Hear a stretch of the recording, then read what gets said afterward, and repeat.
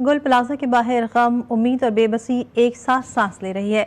कई खानदान 3 दिन से वहीं बैठे हैं। किसी को वालिद की खबर दरकार है, किसी को बेटे की, किसी को भाई की। हर गुजरता लम्हा किसी दिल की धड़कन तेज कर देता है। यहाँ हर आंख किसी खबर की मुंतज़िर है, हर दिल को इंतजार है। लवाहिकीन का इंतजार खत्म न हुआ। हफ्ते की रात से गुल प्लाजा के बाहर आंखों में उम्मीद और दिलों में खौफ लिए बैठे हैं। किसी को माँ का इंतजार है, किसी को बेटे का, किसी को भाई का।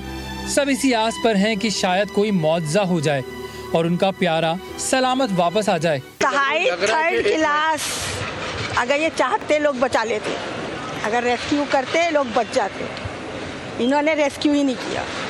खड़े हुए जितने लोग बचे हैं उन्होंने अपनी मदद आपके तहत लोगों ने बचाया, तो उतने बचे, वरना लोग नहीं बचे। अगर बहुत लोग थे, 500-600 लोगों पर फंसा हुआ था। 8 बजे इस बिल्डिंग में शॉपिंग के लिए आए थे। उसमें एक मेरी बीवी थी, एक मेरी साली है यानी मेरी वाइफ बहन है, और एक मेरी बहू है। ये 8 बजे तक तो हमारा राब्ता हुआ था इनसे, लेकिन 8 बजे के बाद 10 बजे तक जब ये घर नहीं लौटे तो हमने इनको दोबारा फ़ोन किया, तो फ़ोन हमारा जा रहा है, लेकिन किसी ने हमसे कांटेक्ट नहीं किया। जो रेस्क्यू का तरीका है वो अपनाया जा रहा है, वो हम भी देख रहे हैं। मसले हमारे साथ भी हैं। हम भी चाहते हैं कि हमें 4 दिन का काम 1 दिन में मिल जाए, हमें हमारे लवाहिकीन मिले, हमें हमारे मरहूमीन मिले कम से कम। अब ये तो कंफर्म है कि 4 दिन बाद वो मरहूमीन हैं।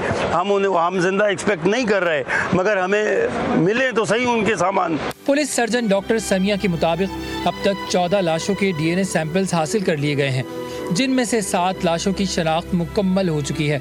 मजीद 48 अहल खाना के नमूने भी लिए गए हैं, जो सिंध फॉरेंसिक DNA लेबॉर्ट्री और जामे कराची भेज दिए गए हैं। उन 14 के हमने सैंपल्स दिए थे, मगर उनमें से एक हैं जो तनवीर साहब के नाम से थे, वो आइडेंटिफाई हो गए थे। उनके पास से हमें CNIC कार्ड मिल गया था। एंड लास्ट में ये कि हमने 48 जो फैमिली मेंबर्स हैं, जो फैमिलीज हैं, उनके हमने सैंपल्स कलेक्ट किए थे 48 के।